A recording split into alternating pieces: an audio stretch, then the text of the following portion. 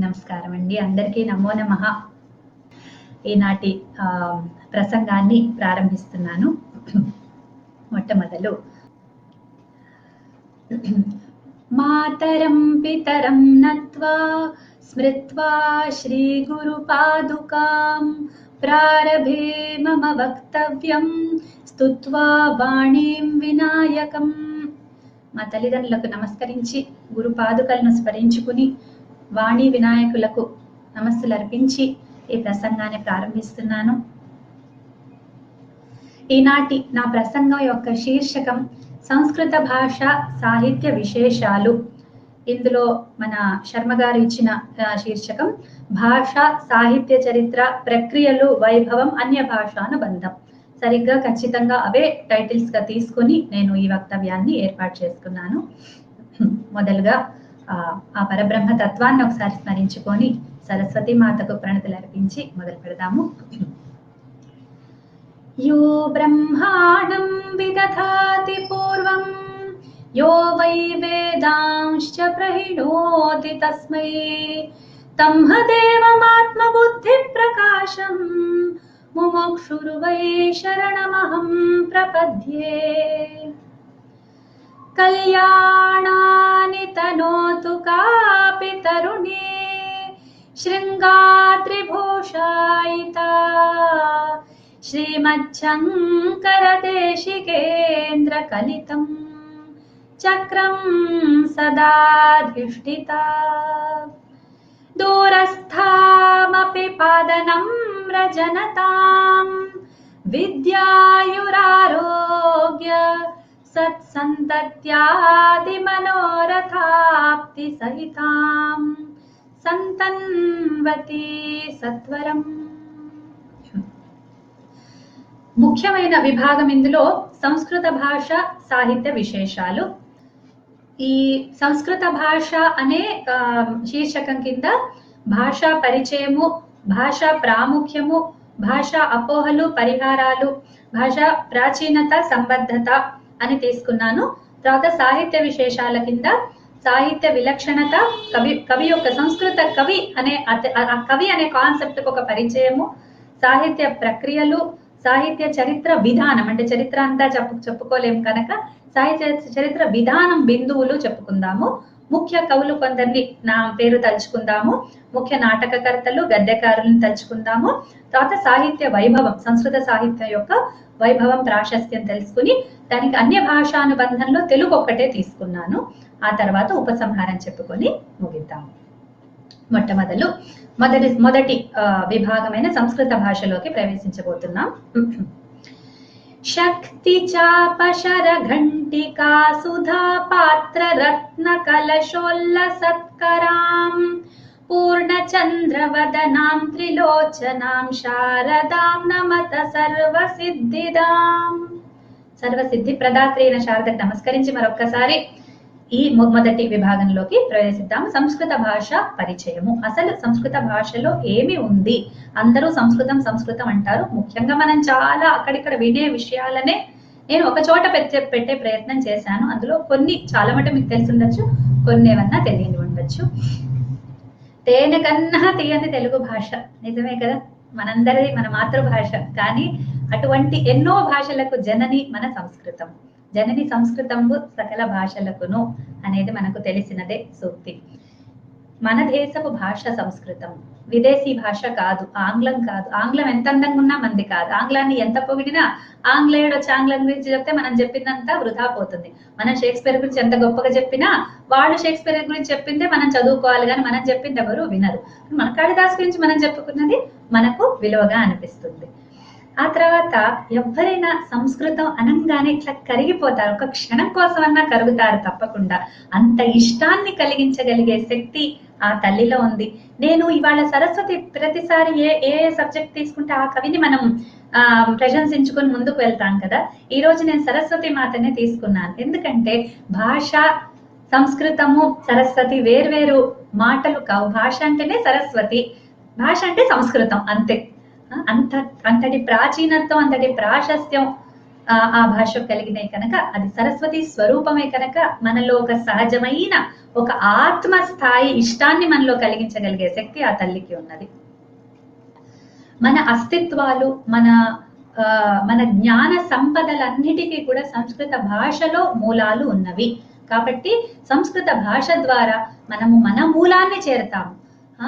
అదేంటి, జీవో బ్రహ్మైవ నాపరః అంటుంది వేదము. అవునా, వేదమాత చెప్పిన ఆ పంచమహావాక్యాలు మన కేవలం దాన్ని ఫిలాసఫీ అని కానీ, లేకపోతే వేదాంత శాస్త్రపు వాక్యాలు అని మనం తీసిపారి, మన జన్మ కర్మల యొక్క రహస్యం అక్కడ ఉంది. అహం బ్రహ్మాస్మి, అంతే. ఆ మూలంతో మనని కలిపే ఒక బ్రిడ్జ్ సంస్కృతం.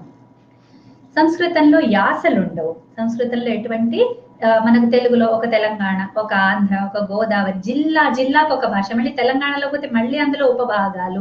ఒక ప్రాంతం, ఇక్కడ మొన్ననే ఒకరితో మాట్లాడుతుంటే, అబ్బా వేరే ప్రాంతాలకు పోతే మాకు భాష అర్థం కాదు మేడం అని చెప్తూ ఉన్నాడు అతను. కడపకి ఎక్కడికో వెళ్ళాడు, అక్కడ భాష అంతా వేరేగా ఉంది. తిరుపతి నుంచి కడపకి వెళ్ళాడు, అక్కడ భాష వేరేగా ఉంది. అట్లాగే ప్రకాశం జిల్లా, ఎక్కడ వెళ్తే అక్కడ భాషలు వేరు ఉంటాయి. కానీ సంస్కృతం అట్లా కాదు, ఒకటే ఒక భాష, ఒకటే తీరుగా ఉంటుంది ఎక్కడికి వెళ్ళినా ఎప్పుడైనా కూడా. వేలాది ఏళ్లుగా ఈ భాషా స్వరూపంలో ఎటువంటి మార్పులు అంటే గణించదగ్గ మార్పులు లేవు. అక్కడక్కడ కొంచెం చిన్న మార్పులు వస్తాయి. కానీ ఇంగ్లీష్ ఒక 10 ఏళ్ల క్రితం, ఒక 20 ఏళ్ల క్రితం, 30 ఏళ్ల క్రితం వెళ్ళామంటే ఏమర్థం కాదు. ఓకే, ఇప్పటి వాళ్ళకి 30 ఏళ్ల క్రితం ఇంగ్లీష్ మనం పుస్తకాలు తీస్తే వాళ్ళకి అర్థం కాదు. 50 ఏళ్ళు వెళ్ళామంటే పూర్తిగా అది ఏలియన్ భాషలాగా అయిపోతుంది. వేరే గ్రహం నుంచి వచ్చిన భాష అనుకోండి. ఇంకా షేక్స్పియర్ అటువైపు వెళ్ళామంటే ఇంకా పూర్తిగా ఇంగ్లీష్ అయినా అని కూడా మనకు అనుమానం వస్తుంది. అటువంటిది ఏది 1500 సంగతి చెప్తున్నా నేను, షేక్స్పియర్ అంటే. ఓకే, అటువంటిది 3000 సామాన్య శక పూర్వం 3000 సంవత్సరాల నుంచి కూడా ఈ భాష, అవి 3000, ఇవి 2000, 5000 సంవత్సరాల నుంచి కూడా ఎక్కడ ఎటువంటి మార్పు చెందకుండా అదే పంథాలు ఇప్పటికి కూడా మనకు అవన్నీ అర్థమవుతున్నాయంటే ఏ మాత్రం చెక్కు చెదరలేదని అర్థం. ఇందులో ఈ భాషలో ఉన్న ఒక మంచి ముఖ్య విశేషం ఏంటంటే, ఇంగ్లీష్ లో టాల్క్, టాల్క్ నిజానికి, కానీ మనం టాక్ అంటాం. అట్లాగే పియూటీ, పుట్టు మీద చాలా జోక్సే మనం విని ఉంటాం ఈ పాటికి. న్యూమోనియా గురించి, పీ ఫర్ న్యూమోనియా అని మొన్ననే జోకులు కూడా వేసుకున్నాం మేము. ఆ విధంగా పలికేది వేరు, రాసేది వేరు. ఇంగ్లీష్ లో చాలా ఎక్కువ, హిందీలో కొంత ఉంది, సంస్కృతంలో ఒక్కటే ఒక్క సందర్భం వస్తుంది ఎక్కడైతే మనం పలికేది రాసేది వేరు ఉంటుంది. అందులో కూడా శాస్త్రకారులకి భేదాభిప్రాయాలు ఉన్నాయి. సరే, శిక్షా శాస్త్రం ప్రకారం బ్రహ్మ అనాలి అంటే బ్రహ్మ అని రాస్తాము, బ్రహ్మ అనాలి. చిహ్నం అని రాస్తాము, చిహ్నం అనాలి. ఎందుకంటే హా పలికి నా పలికేసరికి లేదా మా పలికేసరికి మన రెస్పిరేటరీ సిస్టమ్ మీద, శ్వాసకోశాల మీద కొంత బరువు పడుతుంది. అది వద్దు అని శిక్షా శాస్త్ర మునులు ఏం చేశారంటే రాతను అట్లాగే ఉంచారు. కొంచెం మీరు పలుకు మార్చండి, మీకు అప్పుడు ఈ శ్వాసకు సంబంధించిన సమస్య ఉండదు అని ఒక్కటే ఒక్క చోట రాసేది పలికేది వేరనేది. మిగతా అన్ని చోట్ల ఏది రాస్తామో అదే పలుకుతాం, ఏది పలుకుతామో అదే రాస్తాము. కాబట్టి ఇక్కడ ఏమి సమస్యలు రావు మనకి సంస్కృత భాష నేర్చుకుంటే. తర్వాత సంస్కృత భాషని మన భాషలన్నీ లిపిల్లో రాసుకోవచ్చు. ఎందుకంటే మన భాష దాన్ని సపోర్ట్ చేస్తుంది. ఒకటి సపోర్ట్ చేయకపోయినప్పుడు తమిళ్లో ఉదాహరణకి కా ఖా గా ఘాకి 4 అక్షరాలకు ఒకటే అక్షరం ఉంటుంది, కానీ వాళ్ళు 1 2 3 4 అని రాసుకొని పలుకుతారు. సో మన భాషలు అన్నిటిలో కూడా ఆ సంస్కృతాన్ని రాయగలిగే, సంస్కృతాన్ని ఎక్స్ప్రెస్ చేయగలిగే సమర్థత అన్ని భాషలు, అన్ని లిపిల్లో, ఏ లిపిలో అన్నా కూడా సంస్కృతాన్ని చక్కగా రాయొచ్చు. ఇంగ్లీష్ లో రాద్దాం అంటే ఎస్ కింద డాట్ పెట్టి ష స 3 అక్షరాలకి 3 ఎస్లు తయారు చేసేసుకున్నారు. డా దా 2 ఉంటే డి కింద చుక్క పెట్టేస్తారు. ఆ విధంగా అన్ని లిపులలో కూడా మన సంస్కృతాన్ని ఏ ఇబ్బంది లేకుండా ఎక్స్ప్రెస్ చేయొచ్చు. ఉదాహరణకి మలయాళంలో ఝ అని ఒకటి ఉంటుంది, దాన్ని రాయాలంటే వాళ్ళు ZH అని రాస్తారు. ఆ సౌండ్ ఝ అనే ఒక లెటర్, అది మనకు రాదు, మనకు పలకదు. అటువంటిది మనం ZH అంటే మనం ZH లోకి వెళ్తాము. ఓకే, అట్లా కాకుండా మన సంస్కృతాన్ని చాలా స్పష్టంగా హాయిగా మనము ఏ లిపిలను చాలా మటుకు, నేను పూర్తిగా 100% అని చెప్పను, కానీ 90% వరకు తప్పులు లేకుండా ఏ ప్రాంతం వాళ్ళైనా మాట్లాడగలుగుతారు. ఇది ప్రూవ్డ్ ఫ్యాక్ట్. నా అనుభవంలో అయితే ప్రూవ్ అయింది. తర్వాత సంస్కృత భాషలో పటిష్టమైన పదవాక్య నిర్మితి, ఇందులో ఉన్న పదాలు, ఇందులో ఉన్న వాక్యాలు ఎంత పటిష్టమైన నిర్మాణం అంటే ఆ పటిష్టతకు జోహార్లు అర్పించడం తప్ప మనము మాటలు ఆగిపోతాయి అంటారు కదా, ఆ ప్లేస్ లోంచి అక్కడ స్టార్ట్ అవుతుంది అనమాట. సంస్కృత భాష యొక్క వైభవంలో మనం కాస్త తెలుసుకుంటాము. మంచి వాక్య నిర్మాణం, చాలా చక్కటి సౌకర్యం, ఎన్నో సౌకర్యాలు కూడా ఉన్నాయి దాంట్లో. ఒక పద్ధతి, ఒక క్రమము, ఒక సరణి, ఒక ప్రణాళిక, ఒక సువ్యవస్థితత్వము సంస్కృతంలో మనకు కనిపిస్తాయి. పద్ధతి అంటే ఎట్లా అంటే, ఇప్పుడు ఒక పదం తీసుకుంటే ఆ పదం యొక్క అర్థము చాలా మటుకు మనం కరెక్ట్ గా చెప్పచ్చు, సరిగ్గా చెప్పచ్చు. అంటే ఎవరు కూడా పొరపడే అవకాశం తక్కువగా ఉంటుంది. లీస్ట్ అంబిగ్విటీ సంస్కృతంలో ఉంటుంది. లీస్ట్ అంటే అంబిగ్విటీ ఉంటుంది, నేను ఉండదు అని. అంబిగ్విటీ అంటే ఒకటి కంటే ఎక్కువ అర్థాలు వచ్చే సందర్భాలు, అవి కూడా సంస్కృతంలో ఉన్నాయి, లేవని కాదు, కానీ చాలా చాలా తక్కువ ఉంటుంది. అంటే ఇతర భాషలతో పోలిస్తే చాలా తక్కువ.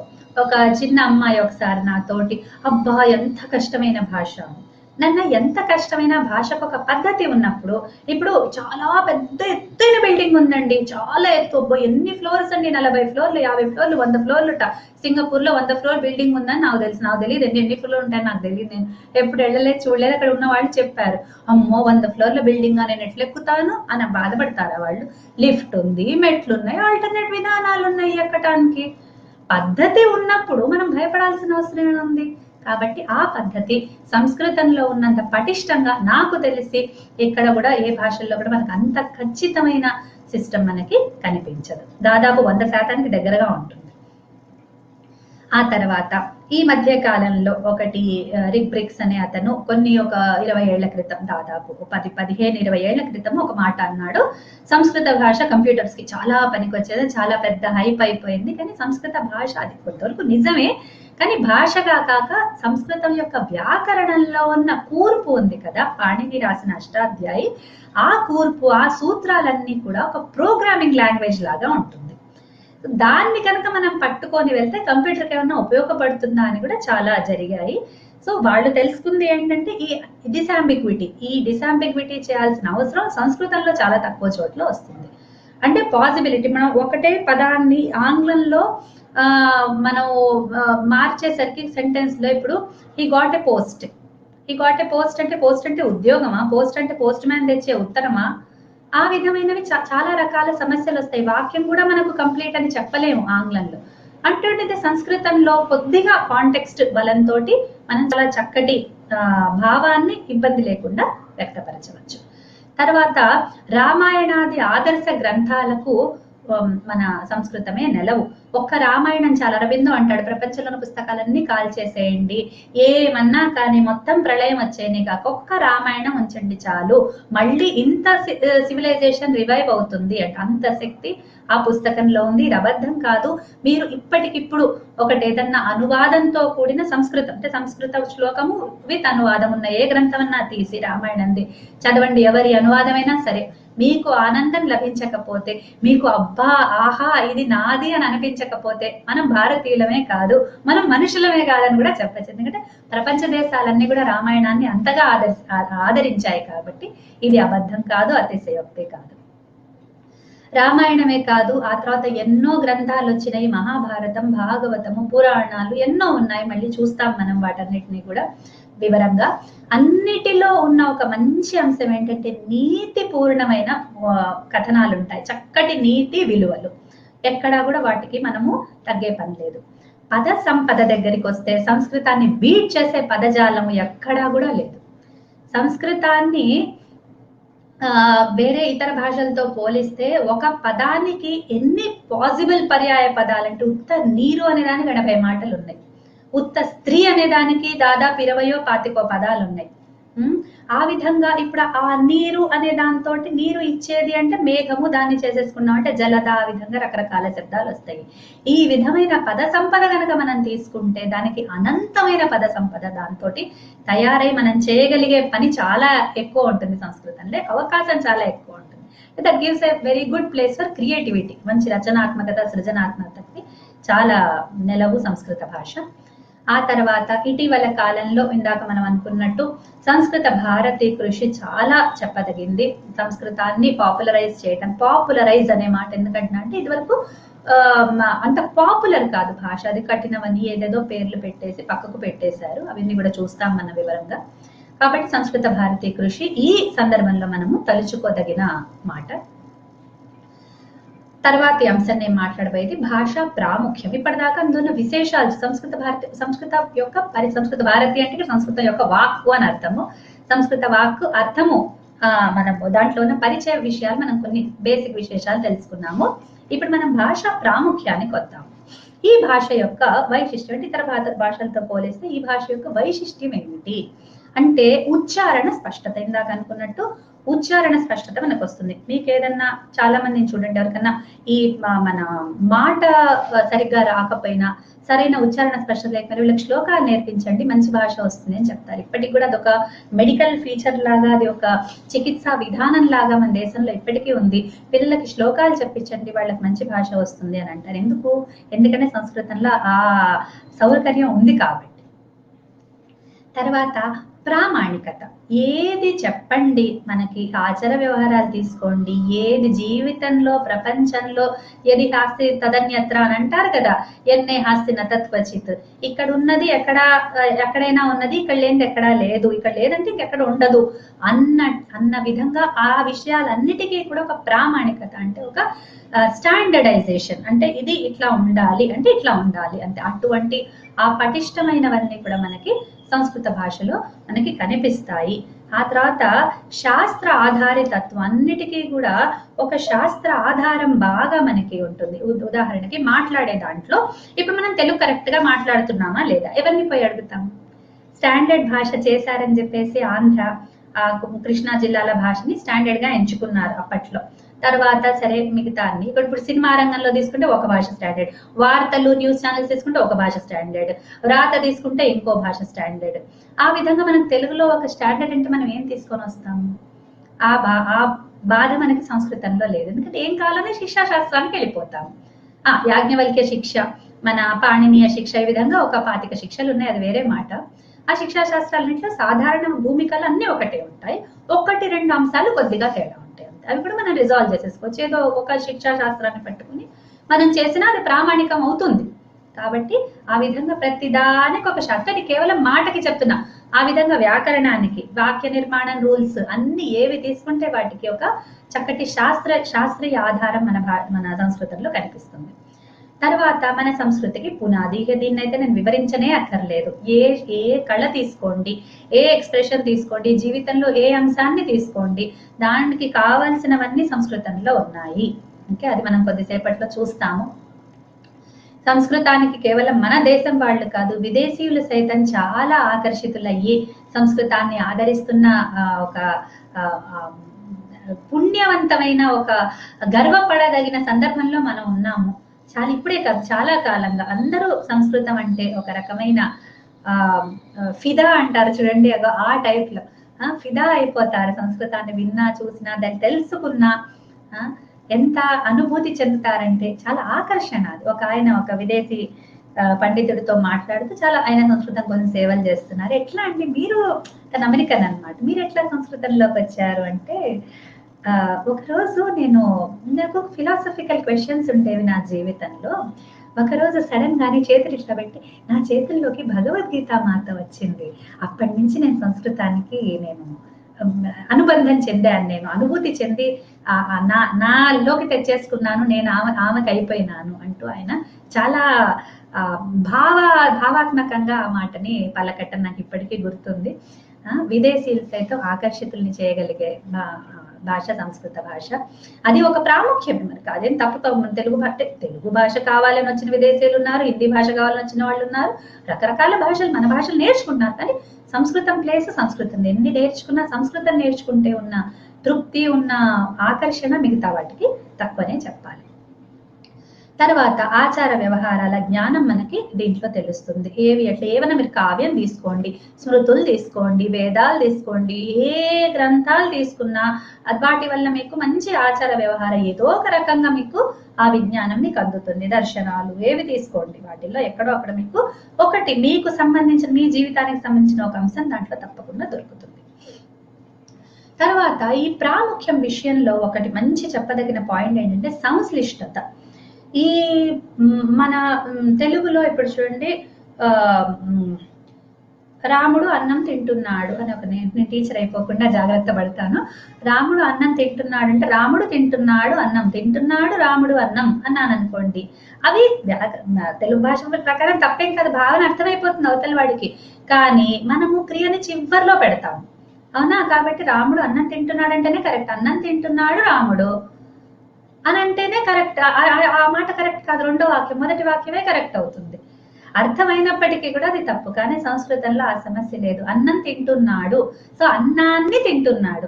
ఆ అన్నమును అనేది నేను రాముడు అన్నం తింటున్నాడు అని అన్న చోట అన్నము కర్తనా కర్మనా? మనము నూని మింగేశాము తెలుగు వాళ్ళము. కానీ సంస్కృతంలో ఏమైతుంది తెలుసా? ఆ ను అనేది నిన్నుండని పూర్చి గురించి ద్వితీయ విభక్తి కదా, ఆ ను అనేది ఆ పదంతో పాటే ఉంటుంది, అన్నంతో పాటే ఉంటుంది అన్నమాట. సో రామ అన్నం ఖాదతి, అన్నం ఖాదతి రామ, రామ ఖాదతి అన్నం, ఖాదతి అన్నం రామ. ఏ విధంగా మీరు దాన్ని మార్పు చేసి చెప్పచ్చు వాక్యంలో. రామ రావణం హంతి, ఇది చాలా మంచి ఉదాహరణ. రామ కిల్డ్ రావణ. ఇందులో ఇంగ్లీష్ వాక్యంలో రామ ప్లేస్ లో రావణ పెట్టండి, ఏమైపోతుంది?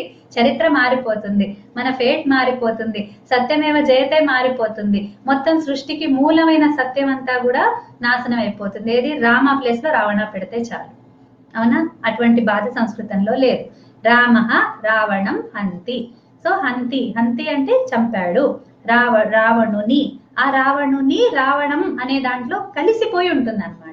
మనమన్నా నిన్నులను పక్క నుంచి చేర్చుకోవాలి, కానీ సంస్కృతంలో ఆ బాధ కూడా లేదు. రావణం పూర్తి పదం, రామ రావణం హంతి. ఎక్కడ పెట్టినా కూడా ఏ సమస్య లేదు. మీరు వినే ఉండుంటారు, ఇది చాలా ముఖ్యమైన పాయింట్ కాబట్టి కొద్దిగా దీన్ని వివరించాను. తరువాత ఈ గుణం వల్లనే వాక్యంలో ఎక్కడ పెట్టినా కూడా పదం యొక్క అర్థం మారనందున శ్లోక రచనకి పరమాణువైన భాష. పరమాణువు అంటే ఎన్ని శ్లోకాలు మనం సంస్కృతంలో, శ్లోక సాహిత్యం అయితే చెప్పక్కర్లేదు.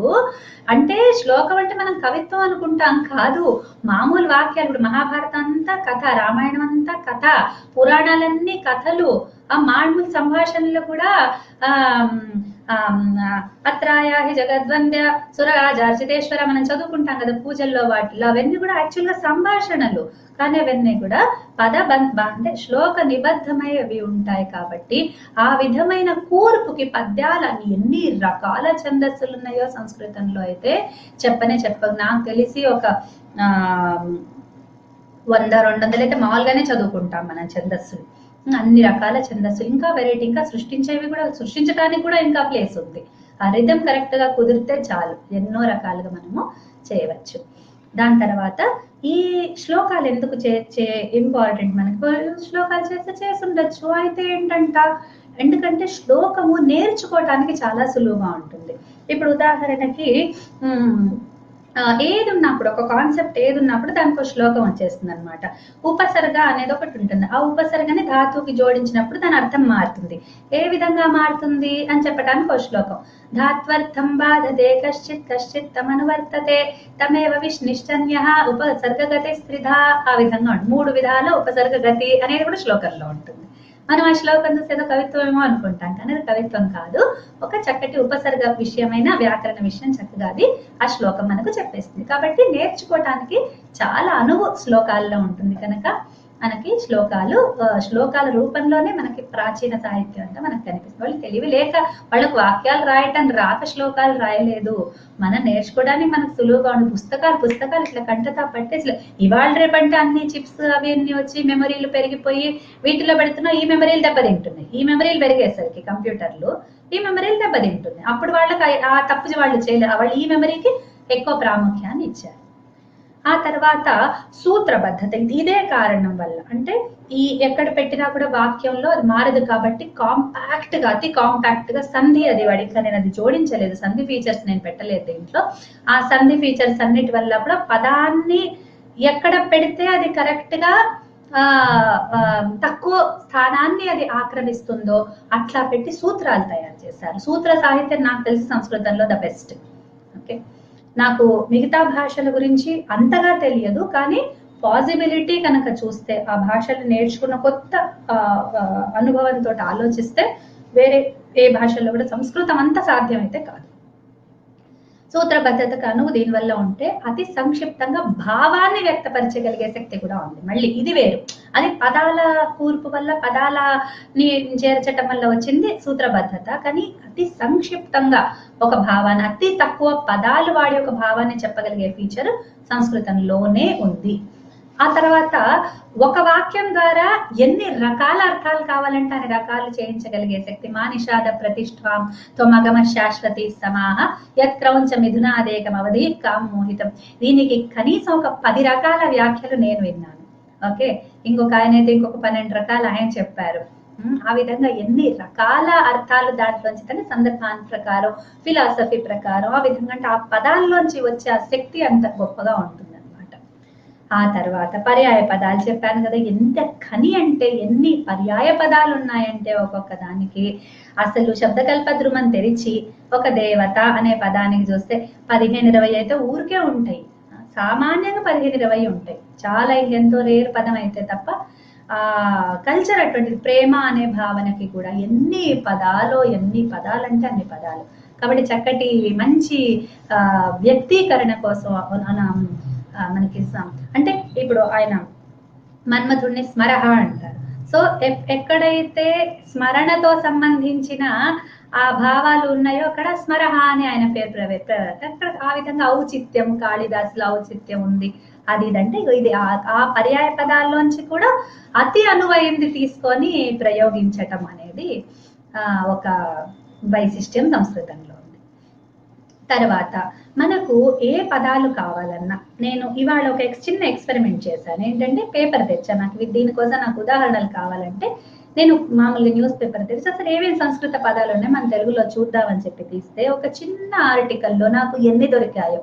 ఇప్పుడు మనకి ఏదన్నా ఒక కొత్త టర్మ్ తయారు చేయాలంటే, కొత్త పదం మనం తయారు చేయాలంటే కాయినింగ్ అంటారు ఇంగ్లీష్లో. అట్లా చెయ్యాలి అంటే మనం ఎక్కడికి వెళ్తున్నాము? జలాంతర్గామి ఎక్కడికి వెళ్ళాము? సంస్కృతానికి వెళ్ళాం. నియామకం ఎక్కడికి వెళ్ళాము? సంస్కృతానికి వెళ్ళాం. కార్యాలయం ఎక్కడికి వెళ్ళాము? సంస్కృతం. కరపత్రం, శాసన మండలి, ఉపాధ్యక్షురాలు, ఇగో ఇవి ఇవాళ జస్ట్ చిన్న ఆర్టికల్ చూస్తే ఇంకా కూడా ఉన్నాయి. టక టక టక టక అన్ని మీరు చూడండి, మీరు తెచ్చి చూడండి, ఏ పేపర్ తెచ్చి చూసినా మీకు అందులో ఎన్ని తెలుగు అంటే అవి లేనిది తెలుగు పదాలు లేవా అంటే ఉన్నాయి. కానీ మరి వాడుక యోగ్యంగా ఉన్నాయి లేదా మీరు ఆలోచించండి. ఒక తెలుగులో ఏంటంటే ఆ సంస్కృత పదాన్ని వాడినప్పుడు వచ్చే లోతు కానీ ఆ భావన పూర్తిగా అర్థమైన విధంగా తెలుగులో అర్థం కావు అనే నాకు అనిపిస్తుంది. మీ అనుభవం మీరు కూడా దాన్ని టెస్ట్ చేసుకొని చూసుకోవచ్చు. తర్వాత ఇంకొక మంచి ఫీచర్ ఏంటంటే సమాస బంధనాలు. ఎన్ని రకాల సమాసాలు సంస్కృతంలో ఉన్నాయంటే, మనం తెలుగు వ్యాకరణాలు చదువుకున్న సమాసాలన్నీ సంస్కృత సమాసాలే. తెలుగులో ఉన్న సమాసాలు, ఒరిజినల్ సమాసాలు నాకు తెలిసేవి లేవు. కాబట్టి సమాస బంధన యోగ్యత ఎన్ని రకాలు. కర్మధారయ సమాసం, దిగు సమాసం, దీని మీద జోకులు కూడా ఉంటాయి. లోకనాథ అనే జోక్ అందరు వినే ఉండుంటారు. ఒక రాజు రాజు దగ్గర ఒక కవి వస్తాడు. అంటే రాజు పొగుడతాడు, నువ్వు కూడా లోకనాథుడివి అని అంటాడు. అంటే అవును, నేను లోకనాథుడిని, నువ్వు లోకనాథుడివే అంటారు. అవును రాజా, నువ్వు ఎట్లా లోకనాథుడు అంటే, నువ్వేమో షష్ఠీ తత్పురుషాతో లోకనాథుడివి, నేనేమో బహువ్రీహితో లోకనాథుడిని అన్నట్ట. అంటే షష్ఠీ తత్పురుషుల లోకస్య నాథ అంటే లోకం యొక్క నాథుడు నువ్వు సరిపోయినావు. కానీ నేను లోక నాథ యస్య, ఎవడికైతే లోక నాథుడో వాడిని నేను, అంటే నన్ను లోకం రాజుగా ఉండి నన్ను శాసిస్తుంది కాబట్టి నేను తక్కువలో ఉన్నాను అని కవి చమత్కారంగా చెప్తే రాజు చాలా సంతోషించి డబ్బులు ఇచ్చాడనేసి మనకు చెప్తూ ఉంటారు. ఆ విధంగా సమాసాలతోటి ఆటలు ఆడుకోవచ్చు కదా. అట్లా అంటే ఆ సమాసాల కూర్పులు తెరిచి కాదంబరి తెరిస్తే అయితే అది అల్టిమేట్ అనమాట. కాదంబరి చాలా బాగుంటుంది. ఆ విధమైన అందము, ఆ విధమైన పటిష్టత, ఆ విధమైన స్ట్రక్చరల్ బ్యూటీ ఇంకే భాషలో కూడా సాధ్యం కాదు. ఆ తర్వాత ద్వైతీ భావరహితమైన అభివ్యక్తి. ఇందాక మనం చెప్పుకున్నట్టు ఒక వాక్యానికి సాధ్యమైనంత వరకు ఇంకొకటి నవ్య న్యాయం అని ఇంకొక శాస్త్రం కూడా ఉంటుంది. ఆ శాస్త్రంలో కనుక ఒక మాటని పెట్టామంటే వాళ్ళు అవచ్చిన అనుకుంటూ వాళ్ళు దానికి ఎట్లాంటి డెఫినేషన్ తయారు చేస్తారంటే ఇక దానికి తిరుగు ఉండదు అనమాట. అది ఇంకా చాలా 101% ఏది కావాలన్నా దాంట్లోంచి మనము వేరే అర్థాన్ని తీయలేకుండా బంధించగలిగే ఒక ప్రక్రియ కూడా మనకు సంస్కృతంలో ఉన్నది. ఇది భాషా ప్రాముఖ్యం. ఇవి కేవలం సంస్కృతంలో ఉన్నవి ఈ ఫీచర్స్ అన్ని లేదా సంస్కృతంలో అతి బాగా ఉన్నవి, అంటే ఇంకా వేటికి సాటి రానంత బాగా ఉన్నవి మిగతా భాషల్లో కొద్ది కొద్దిగా ఉంటే ఉండొచ్చు. అటువంటి ఫీచర్స్ అన్ని ఒక చోట పెట్టడానికి నేను ప్రయత్నం చేశాను. ఇది అయ్యాక ఇప్పుడు ఒక ముఖ్య ఘట్టంలోకి మనం ప్రవేశించబోతున్నాము. సంస్కృత భాష అపోహలు, వాటి పరిహారాలు. చాలా అపోహలు ఉన్నాయి సంస్కృతం గురించి సమాజంలో. అందులోంచి ముఖ్యమైనవి నేను కొన్ని తీసుకున్నాను. ఒకటి ఏంటంటే సంస్కృతం మృత భాష, చాలా చక్కగా అనేస్తారు. సంస్కృతం పేరే అమృతము, అమృత భాషను పెట్టుకొని మృత భాష. ఒకసారి ఒక ఆర్గ్యుమెంట్ అయితే ఆవిడ అంటారు, ఇది అమృతమైన మృత భాష అండి, ఇదివరకు అమృతమే కానీ ఇప్పుడు మృతం. అమృతం అంటే అర్థం ఏంటండి అని అడిగారు. అమృతం అంటేనే మరణం లేనిది అని, ఇప్పుడు చావలేదు, ఇందాక బతుకుంది, ఇప్పుడు చచ్చిపోయేది కాదు, అసలు ఎప్పుడు మరణం లేనిదే అమృతమైనది. దేవతల్ని అమరులు అంటారు, వాళ్ళకి మరణం లేదు కనుక. కాబట్టి ఈ భాషకి ఎప్పుడు కూడా మరణం అనేది లేదు. మరణం ఇప్పుడు పోయింది ఎవరు వాడట్లేదంటే చెప్తాం, ఎన్ని రకాలుగా మనం కనెక్ట్ అయ్యున్నాం ఇంకాసేపట్లో మనం చూస్తాము. తర్వాత సంస్కృతం ఎప్పుడు కూడా వాడుక భాష కాదు, అంటే ఇప్పుడు వాడుకకి యోగ్యం కాదు అంటే సంస్కృత భారతి వాళ్ళు వచ్చారు, ఆ అపోహ పోగొట్టేశారు. శుభ్రంగా అందరూ వాడుతున్నారు. సంస్కృతంలో మాట్లాడే వాళ్ళు మీకు బోలెడు మంది బెంగళూరుకి వెళ్ళారంటే బోలెడు మంది కనిపిస్తారు, మత్తూరుకి వెళ్ళారంటే అక్కడ వినిపిస్తారు. మన రాష్ట్రాల్లో కూడా పెరుగుతున్నారు, ఇతర రాష్ట్రాల్లో కూడా చక్కటి ఆదరణ సంస్కృతం కోసం ఉంది. నార్త్ లో కూడా మాట్లాడుతున్నారు, అన్ని రాష్ట్రాలు, అస్సాంలో పెరుగుతోంది సంస్కృతము. అన్ని రకాలుగా కూడా అందరూ వాళ్ళ మాతృభాష కంటే కూడా ఎక్కువగా సంస్కృతాన్ని ఆదరిస్తూ మాట్లాడటం మొదలుపెట్టి ఆ అపోహని ఇది ప్రూవ్ చేస్తారు. నేను విన్నానండి చిన్న చిన్న పిల్లల్ని, పితా ఆగచ్చతి కిం అంటాడు. పసి పిల్లవాడు ఎంత ఆనందంగా ఉంటుందో మాట్లాడే పితహ అని తండ్రిని చక్కగా పిలుస్తూ ఉంటాడు. మాతహ అంటాడు, తల్లిని అంటాడు. జ్యేష్ఠ పిత ఆహ్వయతే అని పిలుస్తాడు, వాళ్ళ పెదనాన్న పిలుస్తున్నాడు అని బాగా చెప్తుంటాడు. అవన్నీ వింటే అప్పుడు తెలుస్తుంది ఎంత వాడుకత్వము, ఆ వాడుకత్వం అనే సంస్కృతంలో ఎంత ఉందో తెలుస్తుంది. తర్వాత సంస్కృతం ఎవరు ఎన్నడూ ఎక్కడా మాట్లాడలేదు, ఇది మూడో అపోహ. లేదు, సంస్కృతం వాడుక భాషగా ఉండింది, మాట్లాడారు, చాలా మంది మాట్లాడారు, ఒకళ్ళు ఇద్దరే కాదు. అంత పాపులర్ గా ఉండే సంస్కృతం తప్ప ఇంకొకటి తెలియని స్టేజ్ లో ఉన్న వాళ్ళు కూడా ఉండేవాళ్ళు. నాలుగో అపోహ సంస్కృతం కఠినమైంది. సంస్కృతం కఠినమైంది అనేది నాలుగో అపోహ, అది కూడా చూద్దాము. ఐదో అపోహ సంస్కృతం కేవలం ఒక భాష, ఇంకేమీ కాదు, అన్ని భాషల్లాగే సంస్కృతం కూడా. ఆరో అపోహ సంస్కృతం చాలా బరువైంది, అందులో ఎంతో కూడా టఫ్నెస్ ఉంది. సంస్కృతం పాణిని వ్యాకరణం లేకుండా నేర్చుకోలేరు, పాణిని వ్యాకరణం ఉంటేనే సంస్కృతం వస్తుంది, ఇది ఇంకో అపోహ. ఎనిమిదో అపోహ సంస్కృతం కావ్యం రానిదే రాదు, కావ్యం వస్తేనే సంస్కృతం వస్తుంది, ఇది ఎనిమిదో అపోహ. వాటి పరిహారాలు ఏంటో చూద్దాము. సంస్కృతం అమృత భాష, అమృతం అంటే మృతి లేనిది అని అర్థము. ఆమె సరస్వతి నదిలాగా ఎప్పుడు ఉంటుంది, కనిపించినా కనిపించకపోయినా ఆమెకి ఎండిపోవటం అంటూ ఉంటుంది. ఆమె ఎప్పుడు ప్రవాహంలోనే అంతర్భాగంగా ఉంటుంది, అంతర్వాహిని ఆమె. తర్వాత సంస్కృత భాష వాడుక భాష అని ప్రూవ్ చేసే సూత్రాలు ఎన్నో వ్యాకరణంలో ఉన్నాయి. పాణిని వ్యాకరణంలో ఆ సూత్రం యొక్క అర్థము ఆ భాష వాడుక భాష అయితే మాత్రమే కుదిరేవి ఎన్నో సంస్కృత సూత్రాలు భాషకు సంబంధించిన వ్యాకరణంలో మనకి అష్టాధ్యాయులో కనిపిస్తాయి. మూడో అపోహకి ఎవరు ఎక్కడ మాట్లాడలేదంటే సంభాషణతోనే వాడుక పదాలు. మనకి మహాభాష్యం, పతంజలి మహాభాష్యం చదువుతూ ఉంటే దాంట్లో ఒక చోట ఆయన అంటాడు శవతి, హమ్మతి అని కొన్ని పదాలు మనకు గత్యర్థకంలో కొన్ని ప్రదేశాల్లో మాట్లాడతారు, కానీ శవ అనేది చనిపోయిన మనిషిని అంటాం కాబట్టి మనం శవతి అనేది గత్యర్థకంలో కొన్ని ప్రదేశాల్లో వాడంటే బహుశా పతంజలి ఉన్న ప్రదేశంలో శవతి వాడేవాళ్ళు కాదు, హమ్మతి వాడేవాళ్ళు కాదు, ఇది కొన్ని వేరే ప్రాంతాల్లో హమ్మతి శవతి అని వాడుతున్నారు అని ఆయన చెప్తాడు. కాబట్టి సంభాషణతోటే అది అర్థమవుతుంది. ఇప్పుడు శవ అనేది మనకి నౌన్ మాత్రమే, కానీ శవ అనేది వర్బ్గా ఉన్న ప్రదేశాలు ఉన్నాయి కాబట్టి అది సాధ్యం ఎట్లా అయింది అంటే సంభాషణ ఉండబట్టి అది సాధ్యమైంది. తర్వాత కాఠిన్యం దగ్గరికి వస్తే సంస్కృత భాష ఇతర ఏ భాష ఎంత కఠినమో ఎంత సరళమో సంస్కృతం కూడా అంతే. 1 ఇంచు ఎక్కువ కాదు, 1 ఇంచు తక్కువ కాదు అనేది నా అనుభవైక వేద్యమైన మాట, నా అనుభవంలో నేను తెలుసుకున్నమాట. ఓకే, ఎట్లానో ప్రూవ్ చేస్తా. ఇప్పుడు తెలుగు ఉంది, తెలుగుకి ఒక క్రియాపదం తీసుకుంటే ఎన్ని సాధ్యమైనవి ఉన్నాయంటే ఇప్పుడు వచ్చుట, రాక, వస్తాడు, వస్తున్నాడు, వస్తున్నది, రాడు, ప్రతిదానికి నెగేషన్ ఉంటుంది. వస్తాడు, రాడు, వస్తుంది, రాదు, వచ్చిన, రాని, వచ్చి, రాక, వస్తూ, రాకుండా, ఈ విధంగా ప్రతిదానికట అసమాపక క్రియలు, సమాపక క్రియలు, ఉండటమే కాకుండా వాటి ఇప్పుడు అప్పుడు అప్పుడు అటు వస్తున్న రాముడిని చూశాడు. దీన్ని మనం సంస్కృతంలో చెప్పలేం తెలుసా? ఈ ఈ భావాన్ని సంస్కృతంలో చెప్పలేం. నిన్న నువ్వు చూసిన పిల్లవాడు ఉన్నాడే, ఆ పిల్లవాడు చక్కగా చదువుతాడు. నిన్న నువ్వు చూసావే ఆ పిల్లవాడు అంటానికి నిన్న నువ్వు చూసిన పిల్లవాడు అంటాం కదా, సంస్కృతంలో సరళంగా చెప్పలేం. అంటే తెలుగు ఎంత పటిష్టమైన, తెలుగు ఎంత క్లిష్టమైన భాషను ఆలోచించండి. సంస్కృతం కంటే 100 రెట్లు ఎక్కువ క్లిష్టమైన భాష తెలుగు భాష. మనకు తెలుగు చిన్నప్పటి నుంచి వచ్చు కాబట్టి మనము అంత పట్టించుకోం, కానీ తెలుగే చాలా కఠినమైన భాష. తర్వాత ఈ భాష ఇందాక మొదట్లో మనం చెప్పుకున్నట్టు పరాభట్టారిక రూపము, దివ్య శక్తి, ఆమె శక్తి స్వరూపిణి. ఎవరైతే సంస్కృతాన్ని తమ జీవితంలోకి ఆహ్వానించుకుంటారో వాళ్ళ జీవితంలో ఎన్ని మార్పులు అంటే, మేము ఇదివరకటి కంటే ఆనందంగా ఉంటున్నాం, మేము ఇదివరకంటే సంతృప్తిగా ఉంటున్నాం, మాకు ఇదివరకటి కంటే నిండుతనం ఉంది, మాకు ఇదివరకటి కంటే కాన్ఫిడెన్స్ అనిపిస్తోంది, మేము ఇంతకు ముందు కంటే మా పనులు బాగా చేసుకోగలుగుతున్నాము. నాకు ఎంతమంది ఈ మాటలు చెప్పారు.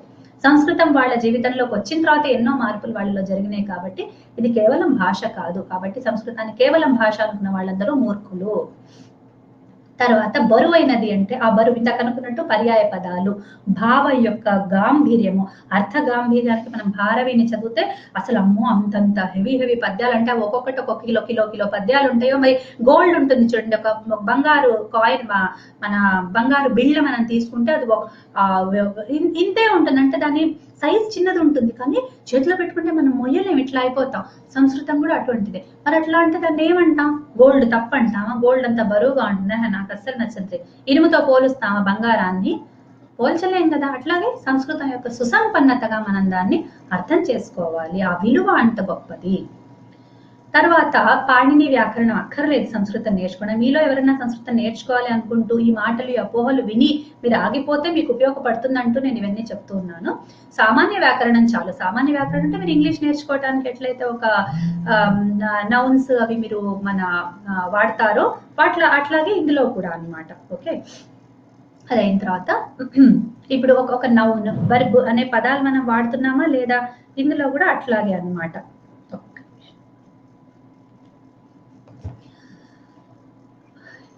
ఆ సామాన్యమైన వ్యాకరణం టర్మ్సే మనకు అవసరం పడతాయి. Noun, verb, adjective, adverb. ఇప్పుడు దీన్ని ఏమంటావు? దాని పాణిని వ్యాకరణం దాకా వెళ్ళక్కర్లేదు. సామాన్యమైన టర్మ్స్ మనం వాడుకొని భాష నేర్చుకోవచ్చు. తర్వాత కావ్యం నేర్చుకుందే సంస్కృతం రాదు అంటే కావ్యం కేవలం భాషా పుష్టి. మీరు ఏ భాషలో అయినా కావ్యం, పోయట్రీ ఎప్పుడు వస్తుంది? Poetry is the highest expression of the language. ఒక భాషలో సాధ్యమైనంత పరమోత్కృష్టమైన అభివ్యక్తి కేవలం కావ్యంలో ఉంటుంది. అటువంటి కావ్యాన్ని తీసుకొచ్చి ప్రారంభిక స్థితిలో చేతిలో పెట్టి నువ్వు ఇది చదువుకోనికి వస్తున్నట్టు వాడు పారిపోతాడు. వాడు రాడు. కాళిదాస్ చేతిలో పెట్టి, రఘువంశన్ చేతిలో పెట్టి నువ్వు సంస్కృతం మొదలు పెట్టరా అంటే ఎవడు? మరి కాదంబరి చేతిలో పెట్టి సంస్కృతం మొదలు పెట్టమంటే ఎవడు చదవలేడు. వాడు పారిపోతాడు. వాడు సంస్కృతం కఠినమని అంటాడు వాడు.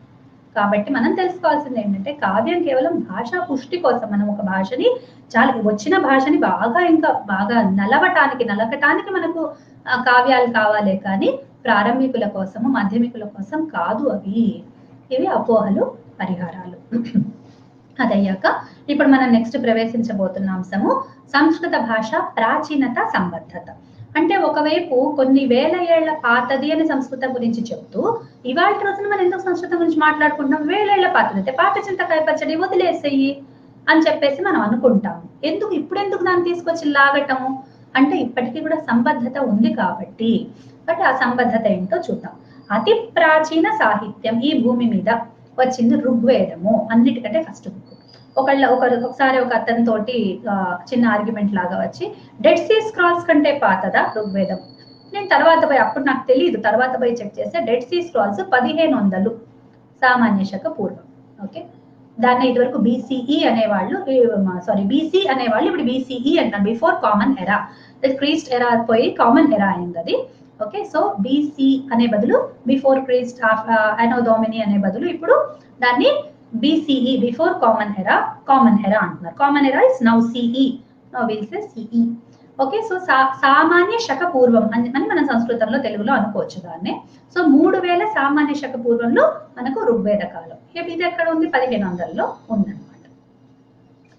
తర్వాత వేద శబ్దం. ఇప్పుడు ఋగ్వేద కాలం 3000 సామాన్య శక పూర్వం అని చెప్పి మనకు చరిత్రకారులు చెప్తున్నారు, కానీ తిలక్ 10,000 అని చెప్తాడు. ఇంకో కొంతమంది వేదాలు అపౌరుషేయాలు కనుక, అవి అనాదులు కనుక, ఈ శబ్దం ఏదైతే ఉందో ఇది సృష్టి అంతా ఆది అంతం లేనిదో, ఈ వేద శబ్దం కూడా అంత ఆది అంతం లేనిది, అంటే ఆది మనకు ఎక్కడుందో తెలియనిది అని వాళ్ళు చెప్తారు. ఇంకా అట్లా తీసుకున్నామంటే ఇంకా అసలు సంస్కృతాన్ని ఒక సామాన్య భాష స్తరంలో పోల్చే అవకాశమే మనకు వెళ్ళిపోతుంది. కాబట్టి అది డివినిటీలోకి వెళ్ళిపోతుంది. అందుకని సంస్కృతం దేవభాష. ఎట్లా దేవభాషను కూడా మనం మళ్ళీ చూస్తాం. ఇందులో అపౌరుషేయత్వం అనేది చాలా ముఖ్యమైన ఈ ఘట్టం అన్నమాట. ఓకే, సో వేదాలు ఒకళ్ళు కూర్చొని చేసినవి కావు, అవి ప్రకృతి నుండి వినిపించబడిన శక్తులు. ఆ వేదాలకు ఆనంద శక్తి, వేదోచ్చారణ ఎందుకు చేస్తారు, శుభాలు, అవన్నీ కూడా మనం తర్వాత వాటి గురించి ఎంత చెప్పుకున్నా కూడా మనకు తరగదు. నా అనుభవంలో ఒక మాట చెప్తా. ఒకరోజు పరమ డిప్రెషన్ లో ఉండి ఇట్లా ఒక సదస్సుకు కూర్చోవాలని లేదు, కంపల్సరీ సదస్సు వెళ్ళి తీరాలి. సరే, మా దగ్గర ఏంటంటే సంస్కృత విద్యాపీఠంలో అన్ని కూడా వేద పఠనము, సరస్వతి ప్రార్థన వీటితోటి ప్రారంభిస్తారు. ఎందుకు చేస్తారో నాకు ఆ రోజు తెలిసింది. ఫస్ట్ బోర్ ఇవన్నీ ఎందుకు స్టార్ట్, అందరికీ ఉంటాయి అట్లాంటి ఫీలింగ్స్ అబ్బా ఇవన్నీ ఎప్పుడు ఎవరి నాలుగు కూర్చొని, కానీ they set up your mood, they set you to the hour. చాలా తెలియగల వాళ్ళు, ఇవన్నీ చేసిన వాళ్ళు, ఆ పద్ధతులు పెట్టిన వాళ్ళు. సో కాసేపు ఆ బ్రాహ్మణులు 5 బ్రాహ్మణులు వచ్చి చదివారు. ఎప్పటికీ నాకు ఆ సీన్ గుర్తుంది. కాసేపట్లో విత్ ఇన్ 5 minutes వేదోచ్చారణ, ఎక్కువసేపు లేదు. ఇట్లా డిప్రెషన్ అంతా ఇట్లా నాకు కనిపించింది, డిప్రెషన్ మొత్తం తగ్గిపోవటం. ఆ నెగటివ్ మూడ్ లోంచి సడన్ గా నేను ఇట్లా ఎలివేట్ అయిపోయి, అంటే నెగటివ్ మూడ్ పోవటమే కాదు, ఎలివేట్ అయ్యి దానికంటే హయ్యర్ మూడ్ లోకి కూడా నేను వెళ్ళి ఆ సదస్సులో నేను చాలా బాగా పాల్గొని హాయిగా అన్ని విని అర్థం చేసుకొని ఆనందించాను. కాబట్టి ఆ దేవత్వము అనే తత్వం అట్లా ఉంటుంది. సంస్కృతం దేవ భాష అంటే దేవతలు మాట్లాడే భాష అని చాలా మంది అనుకుంటారు, కానీ కాదు. దేవతలు మాట్లాడే భాషనో కాదో మనం వినలేదు. దేవతలు పరస్పరం ఇంద్రుడు అగ్ని ఎట్లా మాట్లాడుకుంటారో మనకు తెలియదు. వాళ్ళు వచ్చి మనతో మాట్లాడలేదు సంస్కృతంలో, మనం వెళ్ళి వాళ్ళతో సంస్కృతంలో మాట్లాడలేదు, వాళ్ళు మాట్లాడుతున్నది మనకు తెలియదు. కానీ దేవభాష అంటే ఏంటంటే ఆ భాషను నేర్చుకుంటే, ఇందాక చెప్పాను కదా, కొన్ని మనలో మార్పులు వస్తాయి, మౌలికమైన మార్పులు. ఏవైతే మీరు ఒక్కసారి మన భగవద్గీతలో దైవీ ఆసురీ సంపదలు చెప్తారు కదా, అక్కడికి వెళ్ళండి. ఆ ఆసురీ సంపదలు చూడండి, దైవీ సంపదలు చూడండి. అంటే మనలో కూడా ఎన్నో, అందరిలో మిక్స్డ్ ఫీచర్స్ ఉంటాయి. మనలో కూడా కొన్ని మనం పోగొట్టుకోవాల్సిన దుర్గుణాలు ఎన్నో ఉంటాయి. అవన్నీ కూడా నెమ్మదిగా సంస్కృతంతో పరిచయం పెరుగుతున్న కొద్దీ మనలోంచి అవన్నీ వెళ్ళిపోవటం మనం చూస్తాము. కాబట్టి సంస్కృతం దేవ భాష. ఆ విధంగా మనలో దేవత్వాన్ని పెంపొందింపజేసే భాషగా మనం దాన్ని వ్యాఖ్యానించుకోవాలి. తర్వాత అత్యంత ప్రాచీన సాహిత్యం సంస్కృతంలోనే ఉంది, ఇతర ఏ భాషల్లోనూ లేదు. కాబట్టి మనదే పై చేయి. ఆ విషయంలో హిస్టారికల్ గా ప్రూవ్ అయింది, అన్ని రకాలుగాను దాన్ని ప్రూవ్ చేశారు. ఇంకొక మాట, కంచి పరమాచార్యుల పుస్తకం voice of God first volume చదువుతుంటే దాంట్లో ఆయన ఒక మాట అంటారు, ఇతర దేశాల్లో చాలా తవ్వకాల్లో శివలింగాలు బయటపడటము, మన గణేశమూర్తులు బయటపడటము, లేకపోతే ఏవో ఒకటి మన శిల్ప సంపదలు అట్లాంటివి బయటపడటం మనకు కనిపిస్తుంది. అప్పుడు వీళ్ళు ఎటువంటి ఇంటర్ప్రిటేషన్ చేస్తారండి? ఇంటర్ప్రిటేషన్ అంటే దాన్ని ఎట్లా అభివ్యాఖ్యానిస్తారంటే, మన వాళ్ళు ఒకప్పుడు అక్కడికి వెళ్ళారు బిజినెస్ ల కోసం, అట్లా వెళ్ళినప్పుడు అక్కడ మన కల్చర్ విస్తరించింది. కంచి పరమాచార్య దానికి ఎగ్జాక్ట్ రివర్స్ చెప్తారు. ఒకప్పుడు అంతటా, ప్రపంచం అంతటా మన సంస్కృతియే ఉండేది. క్రమక్రమంగా అక్కడ ఇతర దీనితో అంటే నెమ్మదిగా మార్పులు వచ్చి మూలంతో ఎంత విభిన్నం అయిపోయిందంటే, మన భారతదేశం ఒక్క చోటే మనకి ఆ పూర్తి దీంతో మనకి ఉండిపోయింది. అంటే ఆ మూలాలతోటి సంబంధం ఇప్పటికీ మనకు కనిపిస్తుంది మన దేశంలో మాత్రమే. మిగతా అన్ని చోట్ల మూలాల నుంచి చాలా దూరం వెళ్ళిపోయినప్పటికీ కూడా, ఇప్పుడు మీరు కొన్ని వినుంటారు థైలాండ్ లో అటువంటి చోట్ల మన అదేంటి వాళ్ళు కూడా రామాయణం చేస్తారు, ఆయన చెప్తారు గోదా కళ్యాణం చేస్తారట వాళ్ళు. ఆ ఉత్సవాలు ఇప్పటికి కూడా ఉన్నాయి. రామాయణం ఒక చోట మొన్ననే ట్విట్టర్ లో చూస్తాను, అన్ని అంటే వేరే వేరే దేశాల్లో జరిగే రాముడి కథలు, వాళ్ళ డ్రెస్సింగ్లు, అంటే వాళ్ళు కూడా రామ్లీల అవన్నీ చేస్తారనమాట. వాటి ఫొటోస్ వాళ్ళన్ని 8 ఫొటోస్ ఏమో పెట్టారు, వాళ్ళు ఒక చోట పెట్టారు. అప్పుడు నాకు అర్థమైంది ఆయన కంచి పరమాచార్య స్వామి చెప్పిన మాట. సో ఇక్కడి నుంచి మనం వెళ్ళి అక్కడ మన సంస్కృతిని ఎస్టాబ్లిష్ చేసి వచ్చామనే థియరీ తప్పు. ఒకప్పుడు అన్ని చోట్ల ఇదే ఉంటుంది కదా, లేకపోతే లోపలికి ఎట్లా వెళ్ళిపోతాయి శివలింగాలు అవన్నీ చెప్పండి. కాబట్టి అన్ని చోట్ల కూడా మనదే ఉండేది. తర్వాత ఈ దుస్థితిలోకి మనం వచ్చేసాం. ఇవాళ మన దేశంలో కూడా మనం పరాయి వాళ్ళం అయిపోవటానికి చాలా దగ్గరలో మనం ఉన్నాము. కాబట్టి ఎందుకని ఆ నేపథ్యంలో ఈ విషయాలు మనం తెలుసుకొని గర్వపడుతూ మనం మళ్ళీ రిలేట్ చేసుకోవాల్సిన తరుణం ఆసన్నమైంది. తర్వాత అనేక భాషలతో భాషల్లో సంస్కృతం సమ్మిళితమై ఉంది, మన భారతీయ భాషల్లో ముఖ్యంగా. తర్వాత ప్రోటో ఇండో యూరోపియన్ అని చెప్పి ఒక కాన్సెప్ట్ తయారు చేశారంటే అన్ని భాషలకు మూలము సంస్కృతం అంటే సంస్కృతాన్ని వాళ్ళకు ఒప్పుకోవటానికి నచ్చక ప్రోటో ఇండో యూరోపియన్ అని ఏదో క్రియేట్ చేసి ఆ భాష ఎప్పుడో ఎక్కడో ఉండదు, ఆ భాషలో సాహిత్యం లేదు, ఆ భాష మాట్లాడిన ఇది లేదు, ఆ భాషకు సంబంధించిన ఒక స్క్రిప్చర్ మనకు దొరకలేదు. పోనీ ఏదన్నా పుస్తకంలో ఇప్పుడు రామాయణంలో ఒక ప్రోటో ఇండో యూరోపియన్ గురించి ఏమన్నా చెప్పారా, అటువంటి ఫీచర్స్ ఉన్న దగ్గరగా ఉన్న ఏదన్నా ఎక్స్ప్రెషన్స్ కనిపించినాయా, ఏం లేదు. వీళ్ళే క్రియేట్ చేసేసి అందుకని నేను అసలు ఆధునిక భాషా శాస్త్రం చదవటం మానేశాను. ఎన్నో అపోహలు మన మీద అవి తీసుకొచ్చి పెడుతున్నాయి మహానుభావులు. వాళ్ళ థియరీస్ ని నేను ఇది కాను, కానీ ఒక మాత్సర్యంతో ఒక దాన్ని ఏమంటారు ఓర్వలేని తనంతో తెచ్చిన థియరీస్ చదువుకుని మనం చెప్పుకోవటం భావ్యం కాదు, అందుకనే చెప్తున్నాను. సో ఇప్పుడు మన భాషల్లో మనం చూసుకుంటే మన కన్నడ, తెలుగు, మనకు సౌత్ ఇండియన్ భాషలు, నార్త్ ఇండియన్ భాషలు, మీరు బంగాళీ మాట్లాడినా మీకు కొంత అర్థమైపోతుంది, ఎందుకంటే అందులో ఉన్న సంస్కృత పదాల బలం వల్ల. ఇది మనం అనుభవించుకోవచ్చు. గుజరాతీ ఏ భాష తీసుకోండి అన్నిట్లో కూడా సంస్కృత పదాలు చాలా రకాలుగా సమ్మిళితం అయిపోయి ఉన్నాయి. కొన్నిట్లో కొంత పర్సెంటేజ్ తేడాలు అంతే, మనకు 40% అని చెప్తారు తెలుగులో, హిందీలో దాదాపు 70% హిందీలో ఉన్నాయి. వాళ్ళు డైరెక్ట్ కృదంతాలను డైరెక్ట్ గా తీసేసుకున్నారు సంస్కృతం నుండి. ఆ విధంగా అనేక భాషలతో సమ్మిళితం అయిపోయి ఉంది. తర్వాత మూల పదాలకు మూలం మనకి సంస్కృతంలో కనిపిస్తుంది. ఆ తర్వాత ఈ వాటి శాస్త్రాలకు నిలయం మనకి ఇవాళ రోజున రెలివెన్స్ లేదని అన్నప్పుడు, రెలివెన్స్ అంటే సంబద్ధత ఎట్లా ఉందనేది మనం చూస్తే సంస్కృతంలో దీంట్లో మనకి అంగాని వేదాశ్చత్వారో మీమాంసా న్యాయ విస్తర పురాణం ధర్మశాస్త్రం చ విద్యా చతుర్దశ 14 విద్యలు మనకు చతుర్దశ విద్యలు అని చెప్పారు. ఓకే, అవన్నీ ఏంటంటే వేదాలు 4, వేదాంగాలు 6, మీమాంస, న్యాయం, పురాణాలు, ధర్మశాస్త్రం, ఇవన్నీ చెప్తారు. అయితే ఇవాళ రోజున ఏది లేదో చెప్పండి మీరు మనకి, నేను చదువుతాను. స్మృతులు మనకు రెలివెంట్ కాదా? ఇప్పుడు పుష్కరాలు వచ్చినాయి, నదీ స్నానం చేయాలి. ఎట్లా చేయాలి నదీ స్నానం? దానికి రూల్స్ మీకు ఎక్కడ దొరుకుతాయి? ఒక శ్రాద్ధ కర్మ చేయాలి, లేకపోతే ఒకటి ఏదన్నా ఇంట్లో ఒక గృహప్రవేశం చేయాలి, ఇవన్నీ మనకు ఎక్కడ దొరుకుతున్నాయి? అవి అక్కడికి వెళ్ళాల్సి. నీతి లేని జాతి ఎప్పుడైనా బతుకుతుందా? బతకలేదు. సో ఆ నీతి మనకు కావాలంటే ఎక్కడికి వెళ్ళాలి? మళ్ళీ శుక్రనీతి, మన చాణక్య నీతులు, ఇవన్నీ మనకి నీతి శాస్త్రాలు చాలా హై లెవెల్లో ఉన్నాయి కదా. భరద్వాజుడు నీతి శాస్త్రం ఏదో ఉండాల్సింది. ఆ నీతి శాస్త్రం అన్ని కోవిదులు వాళ్ళు చేసినవన్నీ ఉన్నాయి కదా. పంచతంత్రం వాటిలో మనం వెళ్తాం కదా. మహాభారతం, విదుర నీతి, ఇవన్నీ చాలా ప్రాముఖ్యమైనవి. తర్వాత ధర్మ సూత్రాలు, మనకు ఒక వివాహ వ్యవస్థ ఉంది. మరి ధర్మ సూత్రాలు లేకుండా వివాహ వ్యవస్థ సాధ్యమా? ఆ మంత్రాలు అవన్నీ మనకి. తర్వాత మనకి ఒంట్లో ఈ మధ్య రుగ్మతలు చాలా వస్తున్నాయి. మనం ఎక్కడికి వెళ్తున్నాం? యోగాసనాలు వేసుకుంటున్నాం, ప్రాణాయామాలు నేర్చుకుంటున్నాం. వీటికి బేస్ ఎక్కడుంది? సంస్కృతంలో ఉంది. ఆ సూత్రాలన్నిటికీ తీసేసి కేవలం చేతుల ఎక్సర్సైజుల లాగా, ఏరోబిక్స్ లాగా యోగా నేర్పించేసే టీచర్లు బోలెడు మంది ఉన్నారు. అది తప్పు కదా. దానివల్ల మనం యోగా యొక్క పూర్తి దాని లాభాన్ని మనం పొందలేకపోతున్నాం యోగా యొక్క. అట్లాగే జ్యోతిషం, ఏది కావాలన్నా ముహూర్తాలు పెట్టాలి, జ్యోతిష్కుడు కావాలి. మరి సంస్కృతంలో జ్యోతిష్కుడు ఎక్కడి నుంచి వస్తాడు? అట్లాగే పౌరోహిత్యం, ఒక దేవతారాధన. మరి మన గుడికి వెళ్తేనే ప్రశాంతత, గుడికి వెళ్తేనే మన కోరికలు తీరుతాయి, గుడికి వెళ్తేనే ఎన్నో రకాలుగా గుడి మనకు సహాయం చేస్తుంది. అక్కడ ఒక పురోహితుడు లేకపోతే పాడుపడ్డ గుళ్ళని చూసాం కదా మనం, ఎట్లా ఉంటాయి వాటి పరిస్థితి.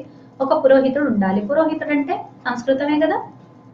అట్లాగే ఇతర దర్శనాలు ఉన్నాయి, సాంఖ్యం ఉంది, వేదాంతం ఉంది, న్యాయశాస్త్రం ఉంది, ఎన్నో రకాల మంచి మంచి ఆర్గ్యుమెంట్స్. ఇవాళ రేపు మనం ఎందుకు మనం ఓడిపోతున్నాం అంటే మనం ఆర్గ్యుమెంట్ నేర్చుకోవట్లేదు. న్యాయశాస్త్రంలో చక్కటి ఆర్గ్యుమెంట్స్ ఉంటాయి. నువ్వు ఇట్లా అన్నావు కదా, నీ మాటల్లో ఇక్కడ తేడా ఉంది అంటే, కాదు నువ్వు ఇందాక చెప్పిన ప్రకారం ఈ థియరీ నీతి మార్పు వస్తుంది. సో ఈ విధంగా ఆ సూక్ష్మమైన లెవెల్కి మన ఆ శాస్త్రం తీసుకొని వెళ్తుంది. ఆ నేచర్ అంతా మనం పోగొట్టుకుంటున్నాం ఈ అనవసరమైన నిస్సారమైన చదువులు చదువుకుని. తర్వాత గణితానికి బేస్ సంస్కృతంలో ఉంది. ఛందస్సుకి వెళ్ళామంటే అదొక భయంకరమైన శాస్త్రం. ఎంత గొప్ప శాస్త్రం అంటే, భయంకరమైందంటే చాలా సంక్లిష్టమైన, చాలా పటిష్టమైంది అని అర్థము. అట్లాగే మనం వ్యవసాయం చేసుకోవట్లేదు. ఇవాళ రేపు కృషి పరాశరం అని చెప్పి గ్రంథం ఉంది. అందులో వ్యవసాయానికి కావాల్సినవి ఎన్నో ఉన్నాయి. కృష్ణధాన్యం పండించాడట ఈ మధ్య నాకు తెలిసింది. ఒక అతను ఎంతో విలువైన ధాన్యం, అది వైదిక విధానాల్లో పండించి చూపించాడు ఆ పిల్లవాడు.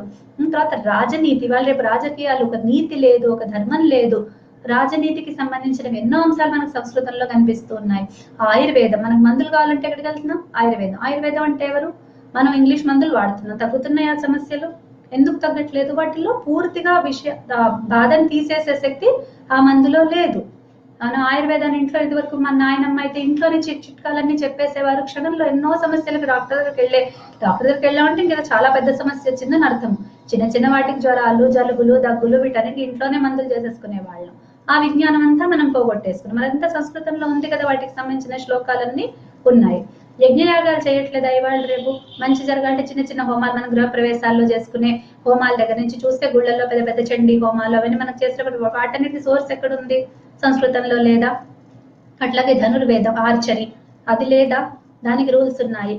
కావ్య సాహిత్యం లేదా? ఇవాళ రేపు మనం ఆనందించాలి, పాటలు రాయాలి, సినిమా పాటలు రాయాలి. ఎక్కడి నుంచి వస్తున్నాయి? ఇప్పుడు ఏ వేల్పు అని ఒక పాట ఉంది చూడండి, ఆ కబీర్ దాస్ వచ్చి పాడతాడు. అది తప్పనుకోండి, హిస్టారికల్లీ తప్పు. కబీర్ దాస్ రామదాస్ని ఎప్పుడు కలవలేదు, వాళ్ళిద్దరి టైం జోన్స్ చాలా వేరు. కానీ దానికి రాసిన సీతారామ శాస్త్రి గీతం కనుక మీరు విన్నారంటే అటువంటిదే మనకు అన్నమయ్య గీతం కూడా ఉంది. అన్నమయ్య రాసినవి చాలా వాటి సంస్కృతంతో సంబంధం ఉంది. కాబట్టి ఎక్కడి నుంచి తీసేయగలుగుతామని సినిమా పాటలు రాయాలన్నా కూడా సంస్కృత జ్ఞానం ఉన్న కవి అయితే చాలా బాగా రాయగలుగుతారు. మీకు ఆ పాటలు, ఆ భావాలు, మనకు పాత పాటలు ఎందుకు నచ్చుతాయి తెలుగు సినిమాల్లో? ఎందుకంటే ఒక సంస్కృత భూయిష్టత దాంట్లో ఉంటుంది. ఆ భావాల్లో ఉన్న ఒక మమత్వం, నాది అనే మనకు దగ్గరతనంగా ఉంటాయి అనుభూతులు. అవన్నీ ఎక్కడి నుంచి వచ్చాయి? సంస్కృతం నుండి వచ్చాయి. ఓకే. దాని తర్వాత శిల్పకళకి వెళ్ళండి. పాకశాస్త్ర భోజన కుతూహలం అని చెప్పి సంస్కృతంలో మంచి పుస్తకం ఉంది. మీరు మంచి రెసిపీస్ మీకు దొరికిపోతాయి దాంట్లో. ఎట్లా భోజనం చేయాలి, అది ఆయుర్వేద నియమాల ప్రకారం అన్ని దాంట్లో వివరిస్తారు. కేవలం మనకి రెసిపీస్ చెప్పడం, ఇందులో ఇంత ఉప్పు వేయండి, ఇంత కారం వేయండి, జీలకర్ర మెంతులు వేయండి, ఇది కాదు. ఆ భోజన కుతూహలం అయితే ఎంత చక్కటి శాస్త్రీయంగా భోజన నిర్మాణ విషయాలన్నీ దాంట్లో ఉంటాయి. సంగీత నృత్యాదులు ఉన్నాయి. తర్వాత వ్యక్తిత్వ వికాసం అంటూ మనం పోతున్నాం. ఎందుకంటే ఒక కాళిదాస్ చదువుకుంటే చాలు, ఎంత చక్కటి వ్యక్తిత్వ వికాస విషయాలు దాంట్లో మనకు ఉన్నాయి. ఇంకా ఆధ్యాత్మికం అయితే చెప్పక్కర్లేదు. అయితే అది ఇంకా ఎంత ఏమంటారు దాన్ని, ఎల్లలు లేనంత సహాయం మనకు ఆధ్యాత్మికత దొరుకుతుంది మనకు సంస్కృతంలో. ఏది టచ్ చేయండి అందులోంచి ఒక ఆధ్యాత్మిక అంశం మనకు దొరికిపోతుంది. ఆ సాహిత్యము, శతకాలు, బోలెడు ఉన్నాయి, స్తోత్రాలు. కాబట్టి ఏది రెలివెంట్ లేదు ఇప్పుడు చెప్పండి నాకు. ఇన్ని నేను చెప్పాను, మీకు ఇంకా మనం యాడ్ చేసి మీరు ఆలోచిస్తే ఇంకా కొన్ని కూడా ఈ లిస్ట్ లో మనకు వస్తాయి. ఎన్ని రకాలుగా మనం సంస్కృతంతో రిలేట్ అయి ఉండి సంస్కృతానికి సంబద్ధత లేదు అని చెప్పి మనం డిక్లేర్ చేసుకుంటున్నాము. అది ఎంతవరకు నిజమో మనందరం ఆలోచించుకోవాలి. ఈ విధంగా మనకి సంస్కృతం ఎన్నో విషయాలతో సంబద్ధమై ఉంది. సంస్కృతానికి ఉన్న ప్రాముఖ్యం ఇతర భాషల్లో మనకు కనిపించట్లేదు. మనకు ఒక మన యందు మనం అనే భావాన్ని జాగరణ చేయగలిగే శక్తి సంస్కృతంలో ఉంది. ఇది ఇవాల్టి యొక్క వక్తవ్యం యొక్క ముఖ్యమైన బిందువుగా నేను తీసుకొని ఇవాల్టికి భాషా విషయాలు నేను చెప్పి ఇప్పటికీ విరమిస్తున్నాను. నాకు అవకాశం ఇచ్చినందుకు శర్మ గారికి అనేక ధన్యవాదాలు. నమో నమః.